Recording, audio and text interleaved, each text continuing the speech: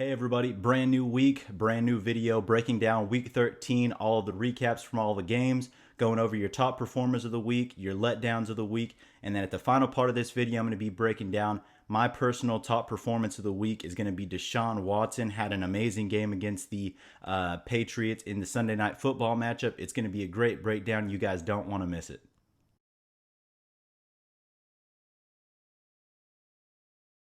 What's going on, everybody? My name is Lawrence, aka Law, and this is The Catch, a channel where I break down everything fantasy football and go into anything sports talk. I encourage you, if you like the content, definitely like the video and subscribe to the channel for more content. Like I said at the beginning, this week is breaking down week 13. I can't believe we're already at this point of the season, but guys, the season goes quick. It'll be over before we know it. It'll be back around before we know it too. So let's go ahead and jump into this one. I got a lot to get into. I'm going to be kicking it off with the top performers for week 13 at the quarterback position. The top performer of the week is going to go to Deshaun Watson, 28 points. And I feel this one, man. I feel this one. I had this guy sitting on my bench. I had Baker Mayfield that I thought maybe had a little bit better of a matchup against the Pittsburgh Steelers. That kind of came back to bite me pretty brutally. Not too happy about this decision right now. But anyways, Deshaun Watson, 28 points, 18 for 25 yards, or for 18 on 25 attempts passing, 234 yards and 3 touchdowns. Actually had one that was considered a receiving touchdown, also on a option pass that went forward across the line of scrimmage. At the running back position, another guy from this game, James White, the running back for the New England Patriots, 33.7 points. He got it done on the ground and through receiving also. 14 for 79 yards rushing, 11 for 98 yards, and 2 touchdowns receiving, guys. He absolutely went off, 33 points. Wide receiver, Devontae Parker, another one where I absolutely feel this one because in 3 of my leagues actually, this guy destroyed me, absolutely single-handedly destroyed me in about 3 of my leagues. One of them I almost came back in. 2 of them were absolutely brutal. 31 points though for this guy against the Miami Dolphins against the Philadelphia Eagles. 31 points, 7 receptions, 159 yards, and 2 touchdowns. This guy absolutely lit it up. He's been kind of trending that way though. It almost seemed like one of these days he's gonna pop, and this just so happened to be the week, and it had to be against me, of course.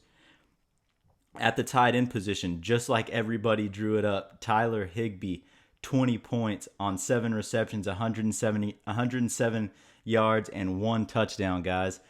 Tyler Higbee, tight end for the Los Angeles Rams. Who'da thunk it? Who'da thunk it? Moving into the letdowns, guys. Oh, man. A couple of guys that it just really crawls under my skin. Really crawls under my skin. And this is going to be the first guy. The second that I decide to trust him, he comes back to hurt me, just like I said earlier. Baker Mayfield, 9 points, guys. On 32 passes, 18 completions, 196 yards, and a touchdown. Now, granted, he did hurt his hand a little bit. Did get kind of sidelined for a little bit. Wasn't sure if he was going to be questionable for the remainder of the game. Ended up coming back into the game and just struggled the rest of the game. So I can't be too mad at him because he did get hurt. But, man, this is crunch time right here. You got to start winning these fantasy football games. And that was a horrible decision on my part. So I went from having the letdown of the week starting and having the top performance of the week on the bench, guys. Sickening. Running back position, Aaron Jones, 5.1 points, 11 for 18 yards rushing, 4 for 13 yards receiving, guys. Not a very good day for for Aaron Jones, especially on a day where they're facing the New York Giants. You think he's going to probably have a decent game. Granted, I know it was snowing, but at the same time, LaShawn McCoy's had some pretty big games in the snow, so I figured maybe Aaron Jones could try and kind of get that done also. So he was a big letdown this week. Wide receiver position, he's been a letdown all season long, especially if you drafted him first, second round. He has not been worth it to you. And it's the wide receiver for Baker Mayfield, Odell Beckham Jr. 4.4 points, guys. 3 receptions, 29 yards, 0 touchdowns on 6 target, guys.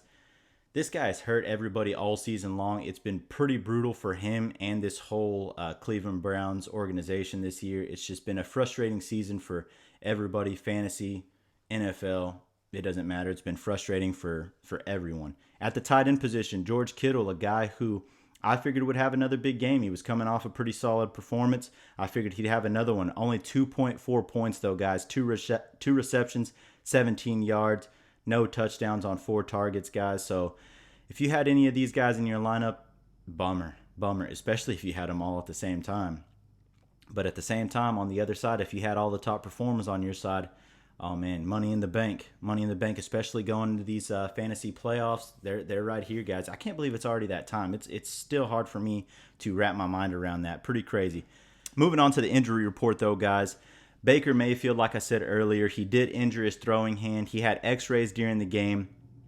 He came back into the game and actually finished the game, so it's kind of unclear what the severity of this injury is.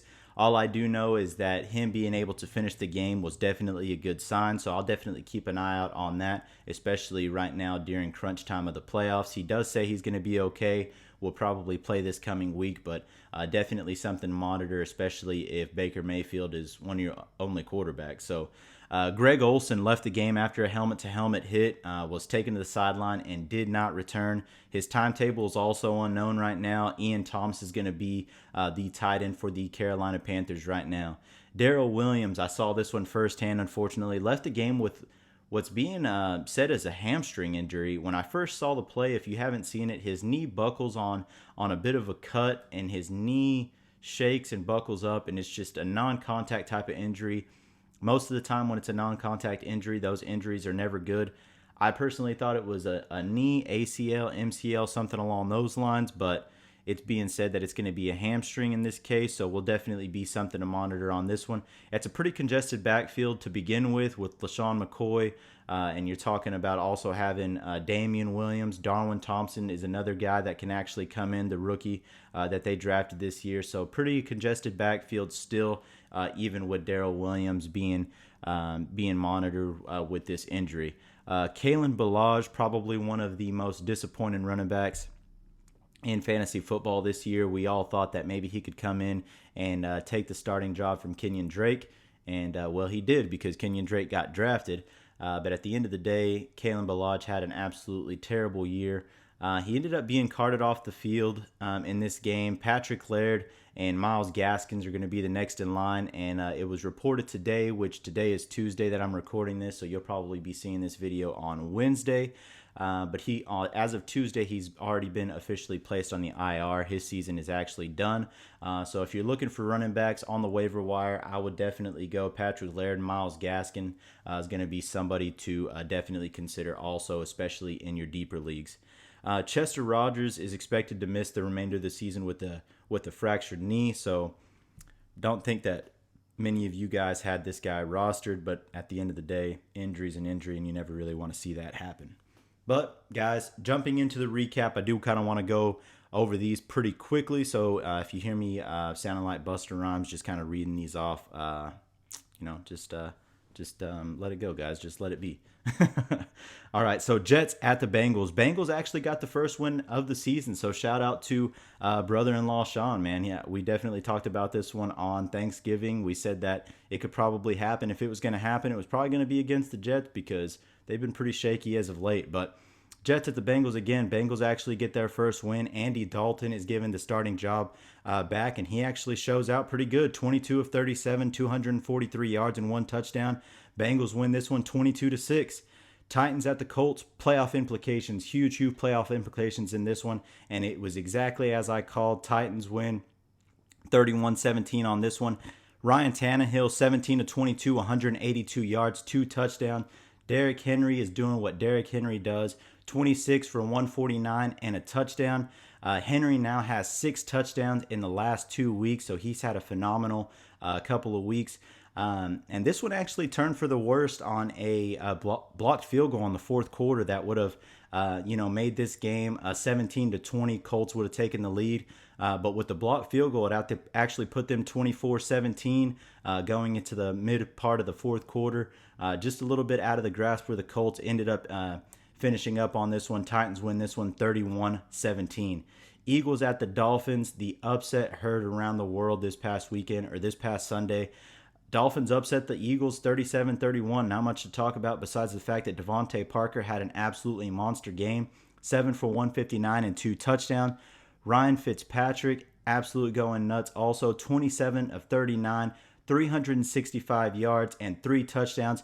Alshon Jeffrey on the other side of the ball, exactly as I predicted, also was a perfect spot for him to come off injury and bounce back and have a solid game.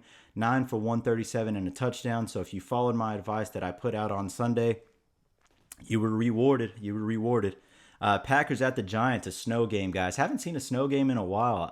I'm starting to kind of miss these things. A lot of these new stadiums that are being built are going to be more of a dome, more of an inside type of field, and it just takes away from that old school feel of football. But it was really good to see this game, especially with the Packers being involved in it. It was good to see that the field was covered in snow. It was really, really cool to see, you guys, if you got a chance to check that out. But Packers nonetheless handle business in this one, 31-13. Aaron Rodgers has a very solid day, 21 of 33, 243 yards and 4 touchdown passes, guys. Devontae Adams, 6 for 64 and 2 touchdowns, and Alan Lazard, 3 for 103 and a touchdown. So everybody besides, it seems like Aaron Jones had a pretty solid day. Jimmy Graham has been hit and miss all season long, so you don't really miss those guys. But if you had the nuts to start Alan Lazard, 3 for 103 and a touchdown, you were definitely rewarded on that one. Browns at the Steelers. This one went pretty much the exact opposite of what I was thinking.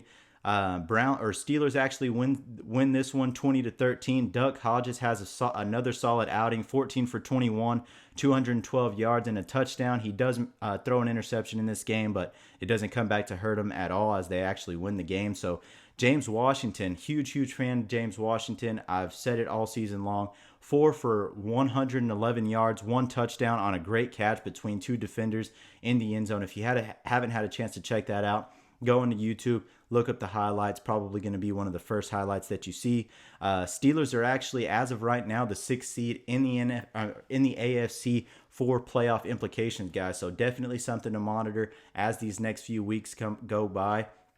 And the Steelers season has just been phenomenal. Losing Aaron Rodgers, losing Antonio Brown, Le'Veon Bell, which I know he wasn't there last year, but this is a team that nobody really thought had much of a chance at all this year. They thought maybe it was going to be a rebuilding type of season, and here they are about to make the playoffs, guys. So definitely really cool. A lot of credit to Mike Tomlin out there and the coaching staff. Moving on to the Redskins at the Panthers, another upset that everybody kind of was talking about throughout the weekend, definitely Monday, Tuesday also. But Redskins upset the Panthers 29-21. Darius Geis has a breakout game in this one, 10 for 129 and 2 touchdowns. Adrian Peterson has a really great game also, so ground and pound all the way for the Washington Redskins. 13 for 99 and a touchdown for Adrian Peterson. Capped off the game. Redskins win 29-21. Buccaneers at the Jags. Just a frustrating game overall. Frustrating game for the NFL. Frustrating game for these two teams. Playoff implications are kind of out of the picture. At this point, as fantasy owners, all we can hope for is that at least the players on our teams will kind of benefit and show some love, and we didn't hardly even get that. Leonard Fournette has been a guy that's been able to establish a foundation as being an RB1 for most fantasy teams. He went 14 for 38 yards. Mike Evans and Chris Godwin have been phenomenal this season. Really had a subpar performance in this one, unfortunately. And Peyton Barber comes out of absolutely nowhere, where just a couple of weeks ago, Bruce Arians comes out and said Ronald Jones is going to actually be the starting running back for this team. Then Peyton Barber comes out, 17 for 44 yards, not very good, but 2 touchdowns, guys. So he was able to manage double-digit points if you actually started him in your lineup. So, man, it frustrating all the way around. But Bucks win this one 28-11. Moving on to the most anticipated game of the weekend, in my opinion, was the 49ers at the Ravens, guys. Weather caused more of a ground and pound type of game. Both quarterbacks didn't really throw the ball very much. Both teams actually ran the ball a crap ton. Jimmy Garoppolo, 15-21, 165 yards and a touchdown. Raheem Mostert, best game of the season, 19 for 146 and a touchdown, guys. Lamar Jackson in the passing game, 14 of 23 for 105 yards and a touchdown, so not too bad through the air, but really showed out in the running game also, 16 for 101 and a touchdown. Ravens ran the ball actually 38 times in this one, but the defense in the the fourth quarter really kept this team alive for the Baltimore Ravens. Managed a big stop. Lamar Jackson didn't have to drive very far down the field in order to get into field goal range for Justin Tucker, who kicks a last-second field goal to win this game 20-17. Phenomenal game, guys. Like I said, like I've been saying, if you haven't had a chance to check out the highlights to this game, this is definitely one to check out. Great game all the way around. If you go to YouTube, guys, the highlights are like 10 minutes. You're sitting on your couch, 10 minutes. Look up the game. Same thing with these video guys. 10 minutes. Give me 10 minutes. I promise you'll be entertained. I promise you. Moving on. Rams at the Cardinals. Rams, of course, look to get back on track after that loss, and after the loss to the Rams last week, where it looked like the wheels were just kind of coming off, but they actually rebounded very well and had a solid performance. Jared Goff, 32 of 43 for 424 yards and 2 touchdowns. Robert Woods in this game, 13 for 172, did not manage to get a touchdown, but if he did, I could only assume that he would be a top performer of the week. Todd Gurley, 19 for 95 yards, had a very, very solid outing. Rams win this one easily, 34-7. Chargers at the Broncos, another game that went down to the wire. Very, very good game. Chargers lose another close one, unfortunately, despite a solid performance from a couple of their key players. Phillip Rivers, 20 of 29 yards, 265 yards and 2 touchdowns. Did throw in one more interception, so adding to that total of interceptions, unfortunately. And it's been rumored as of today, Tuesday, like I said, if you're watching this on Wednesday, rumor has it that the Chargers might actually be considering starting Tyrod Taylor for the remainder of the season, but we'll see how true that is come Sunday. Melvin Gordon had a very solid performance, 20 for 99 yards. And then Mike Williams, a very, very solid outing. Something that I expected all season long that just hasn't lived up to the hype, in my opinion. 5 for 117. Mike Williams has a very, very good day. Broncos actually start Drew Lock in this one. His first start of the season. This is the rookie that they drafted just this year.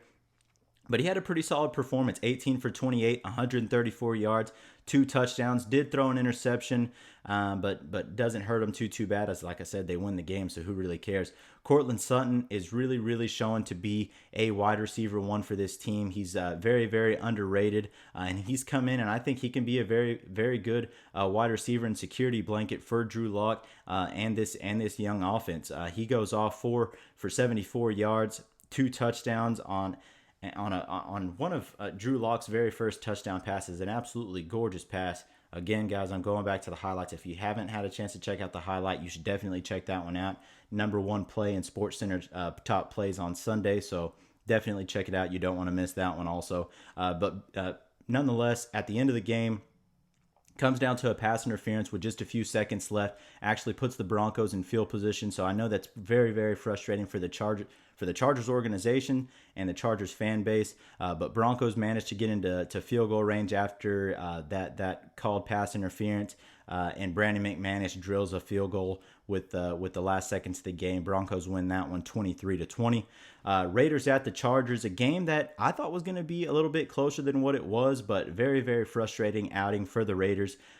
Chiefs had a field day on this one. Patrick Mahomes, Darwin Thompson, LaShawn McCoy, Darrell Williams, and the defense actually all managed to see the end zone on this one.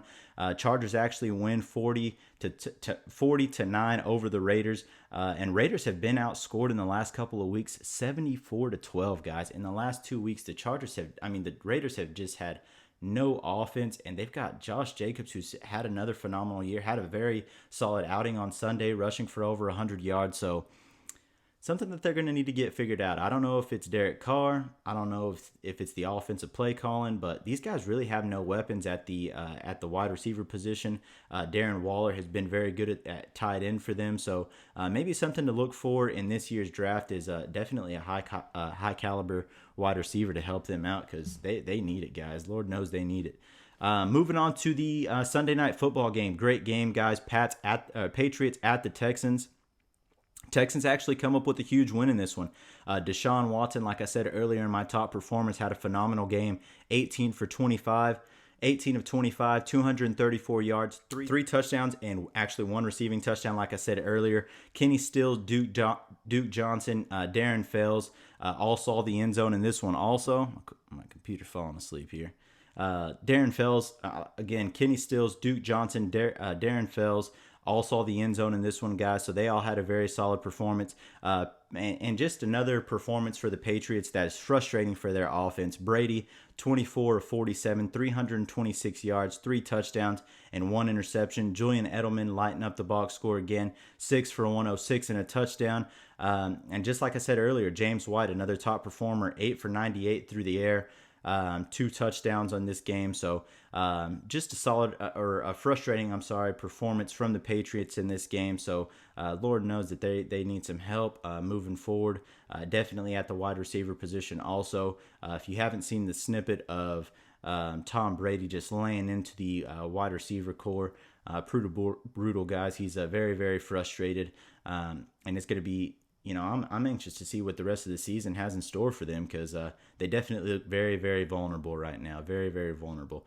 Texans actually win this one 28-22, guys. So that wraps it up, guys. The Monday Night Football game was a really great game. Last night also came down to the fourth quarter in that one. Both defenses played well. Both offenses actually played, really well in this game also. The Seahawks, when I watch them, I just don't understand. Not that I don't understand, but it's just at times I just wonder, how do they do it? They're just running the ball. It just seems like they're always in the perfect spot. 3rd and short, they can always run the ball. They can actually pass the ball. Of course, Russell Wilson being an MVP candidate this year, and their defense is really young.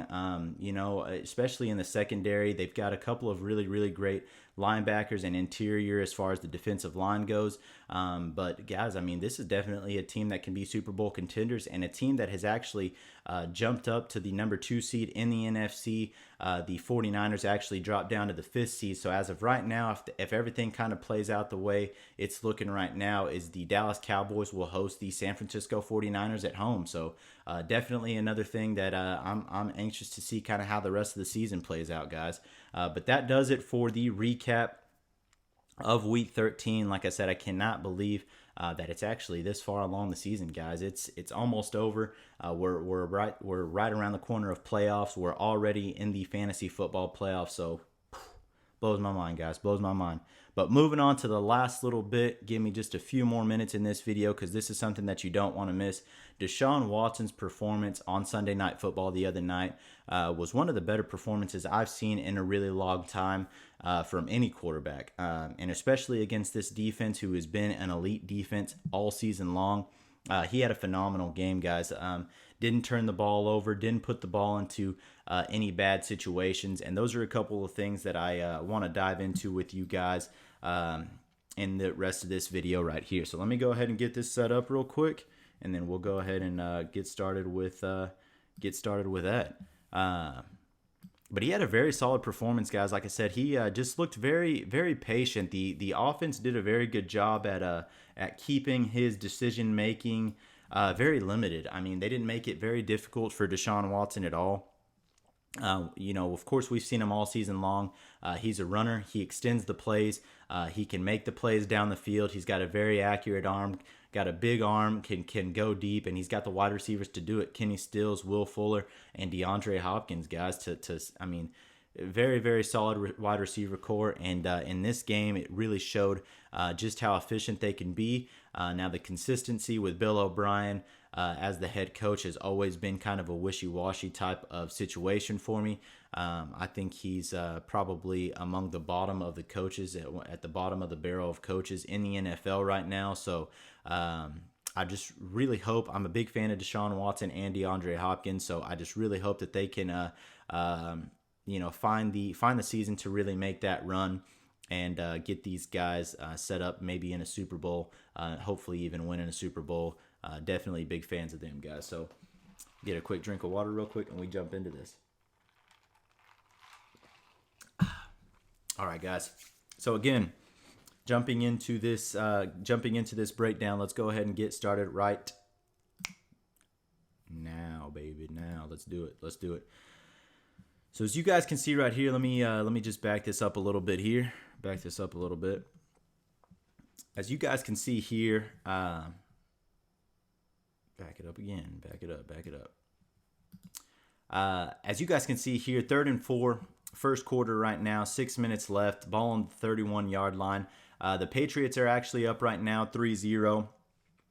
And this is just a situation in the game right here where it's going to be a zone coverage type situation here. You see DeAndre Hopkins across the middle right here.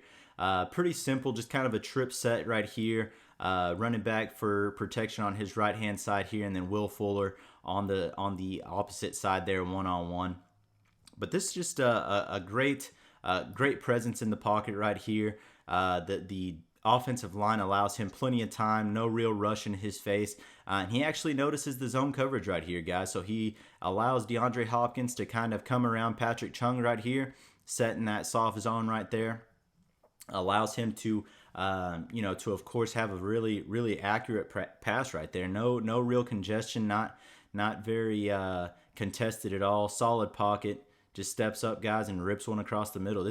I love this view right here, guys. This is gorgeous right here. This is gorgeous. You can see here, no real pass rush on him. He waits for DeAndre Hopkins to come back across the middle. Very, very easy pass right there, guys. And again, this is kind of the trend that you're going to see in this one. Another 3rd and 3. Another team that puts themselves in really good position to have success when it comes to 3rd down. Another really, really good play right here. This comes after the Bradley Roby interception that Tom Brady throws on, of course, they're automatically in the red zone after this, after the interception came on this one. But here we go, guys. DeAndre Hopkins comes out of the backfield right here. And just one thing that I want to show you here is you see both of these defenders here, one-on-one here. But this safety right here is going to actually come over and actually help out on DeAndre Hopkins. So they're going to double DeAndre Hopkins. And Deshaun Watson does a really good job at recognizing the fact that they're going to be doubling him there. Actually takes his eyes off of him pretty quick, as you can see here from the time that he actually snaps the ball. He notices it because he doesn't even look over here. And DeAndre Hopkins is always going to be your primary target. So he notices the one-on-one situation over here with Duke Johnson on Kyle Van Noy right here. And they just do a really good job of exploiting that one-on-one matchup. So you can see here, easy little dump pass to Duke Johnson for the first touchdown of the game here. And this is another really great view here. Like I said, Kyle Van Noy right here, just not a very good matchup, and they just expose it very, very easily. Like I said, and it's just the trend that we're going to see throughout this game is that, Deshaun Watson is going to do a very good job at noticing the protection, going to do a very good job at noticing the coverage schemes that this defense is going to be running. And if you've seen one or two Patriots games this year, you know this team likes to run a lot of man defense. So you see that a lot during this game also, guys. But let me just play the rest of this because it's not much to get into. Very, very easy. He sees the double covered on DeAndre Hopkins. Dumps it off to Duke Johnson for an easy little touchdown pass there. Moving on to the next play. But, guys, very effective. I mean, nothing to it. Nothing too fancy at all. And this play right here, you're going to be wondering, Lawrence, why are you showing me this type of play right here? It's not even a touchdown. It's not a big game. But it's just the fact of that the play is effective. They're going to get another first down on this play right here. He's going to notice pretty quick that it's going to be zone coverage, only rushing 3 people, so he knows he's got enough time. But at the end of the day, you don't want to force everything down the field. You want the defense to know that you'll take the check down as much as you can get to. So if they're willing to give you the check down, they'll take it. So here he goes right here for 10 yards, easy. Deshaun Watson to Fells right here, his tight end. Very, very easy completion on this one, guys. And again, nothing to this. But like I said, the defense is going to have to respect that the whole game because they know Deshaun Watson has no problem taking his checkdowns. And they're going to know that he's going to set the tone pretty early with this situation here. So very, very. So moving on to this play right here, guys. This is after the completion to Darren Fells, guys, on that 10-yard reception. They run a couple more plays, go up into about midfield here.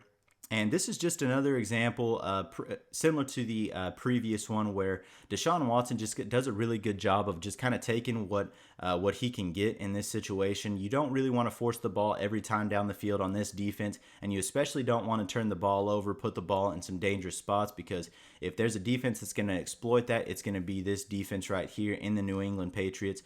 Akins is the tight end here lined up here alongside their right tackle here. Comes out in this little bit of an out route right here, one-on-one against Patrick Chung. Not the matchup that I would typically exploit. I might exploit this matchup here a little bit more there with looks like Kenny Stills in motion there. Does have a little bit of room there. But he takes this little check down right here, and Akins does a really good job at breaking the first tackle. And here we go, guys. 19 to 20 yards up the field. First down. Let's move the chains. So this is something that you definitely need to do against this defense. Just don't turn the ball over. Don't put the ball into dangerous spots, and be patient with it, guys. Just take what the defense will give you. Very, very easy read right there for him. Easy pass. All he has to do is break one tackle, and he's off for, like I said, 19 to 20 yards. Very, very nice play in that on that play right there. Nothing to it, guys. Just kind of taking what he can get here. So this is going to be the last play that I'm actually going to be breaking down right here. Or actually, no, I've got one more play after this. So this one right here, guys, kind of a man blitz. I call it a blitz, but they're really only rushing about 5 people. So whatever you kind of consider a blitz, you can call it a blitz. You don't have to call it a blitz. I'm going to call it a blitz. We're sending more than 4 people. We're sending 5 people across here. Looks like a cover 1, just kind of a single safety over the top right here. One-on-one across the receivers across the board right here. And with just the safety help for anything deep and across the middle. And you know that they're keeping their eye on DeAndre Hopkins. But let me rewind it a little bit here. Deshaun Watson does a really good job at not really letting the pressure get to him too bad. Easy little drop back. If you take the amount of steps that he steps back right here, it's about a 3-step drop back. We're dumping it off right here. DeAndre Hopkins, another quick 10 yards, picking up the first down. 10 to 12 yards actually, picking up the first down. Very, very easy. So Deshaun Watson does a really good job at just showing patience, guys. Just showing patience. Doesn't let the blitz interfere with any of his reads, and he takes the easy little check down there to DeAndre Hopkins. Perfect play call against this defense here.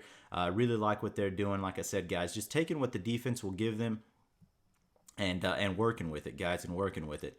This one right here comes on Deshaun Watson's actually second touchdown pass of the game. Very, very easy. Another one-on-one situation here.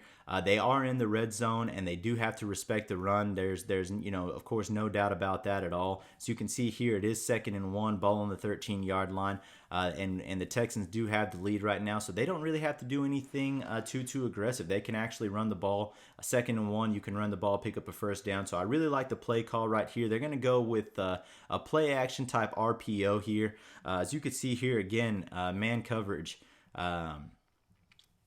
Patrick Chung right here is going to flare out to, I believe this is just kind of a tight end, maybe a fullback position. So doesn't really ever look at the quarterback here. All Deshaun Watson has to do is pull the ball, dump it off. Another easy touchdown, guys. Now we're talking 14-3.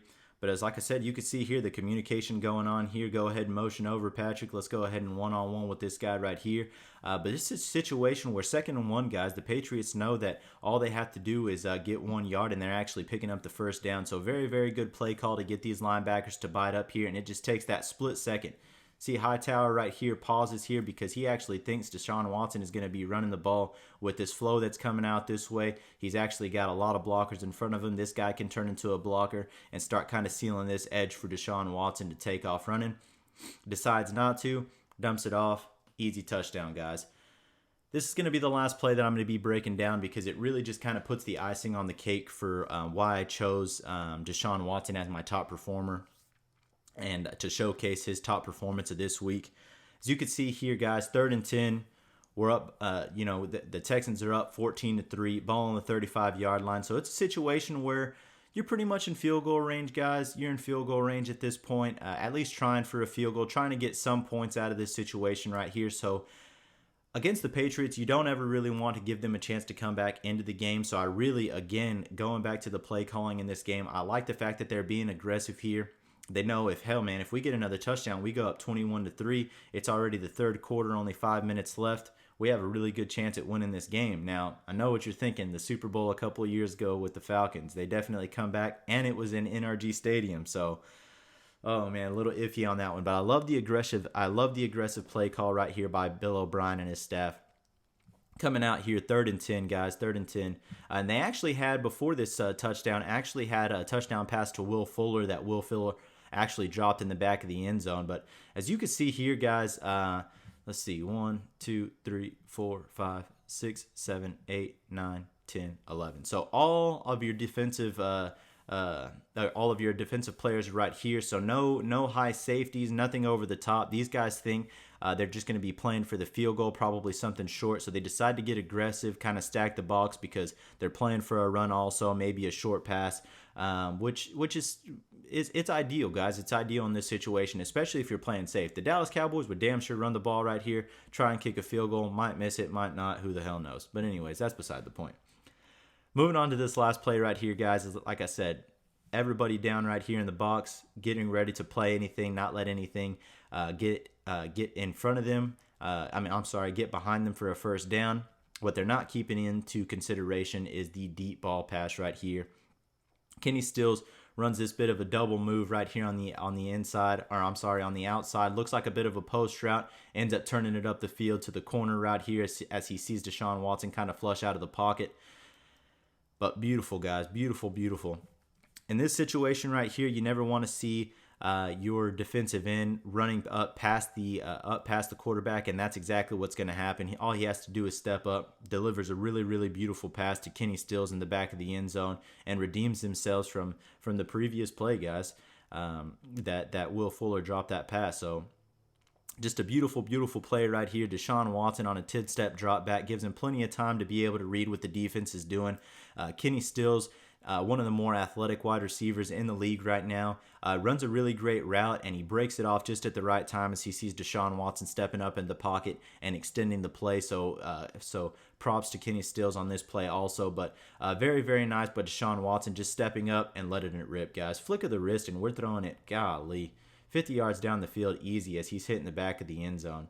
And he never really has, the defenders never really have a chance at this one. I mean, he's got him beat the entire way. Deshaun Watson just makes an absolutely beautiful pass to wrap this game up, guys. And I mean, Deshaun Watson all game long, and I've said it, and I know I've just been repeating what I've been saying, but Deshaun Watson did a really great job at just taking what he could get. The coaching staff did a really good job at putting him in good spots. And at the end of the day, I really like this aggressive call. You got to be aggressive to be able to beat great teams like this, especially with great defenses, Bill Belichick, Tom Brady. Now, regardless, I know that they're still that they're pretty vulnerable on the offensive side of the ball, but nonetheless, they're the Patriots. They had only lost 2 games up until this point right here. So situation where you definitely got to respect it. So I really like the fact that this team was being really, really aggressive, guys, and it paid off for him. Deshaun Watson had a great game, and this team came out with a win, and a much needed win, especially moving on to the later parts of the season and going into the playoffs, guys. So again, guys, thank y'all so much. I know these are lengthy videos, but I appreciate you guys if you stuck with me the entire way. I really love breaking down this content. Again, if you like this content, like the video, subscribe to the channel. I'll be posting the rest of the season, the rest of the off season going into college, and then I'll be jumping into a few more of the sports, as the off season kind of comes upon us. But guys, we're in the nitty gritty of the NFL football season. Last few weeks of the regular season, then we're talking about playoffs, baby. So we're actually already in fantasy football playoffs, so I'm going to be putting some posts. So if you don't follow me on Instagram, it's at the catch_law, LAW. So at the catch_law, guys. So definitely check that out on Twitter also. So come by, check it out. Follow me on there, and I'll be giving you guys as many tips as I can, answering as many questions as I can for you guys also. But again, guys, thank you. Peace.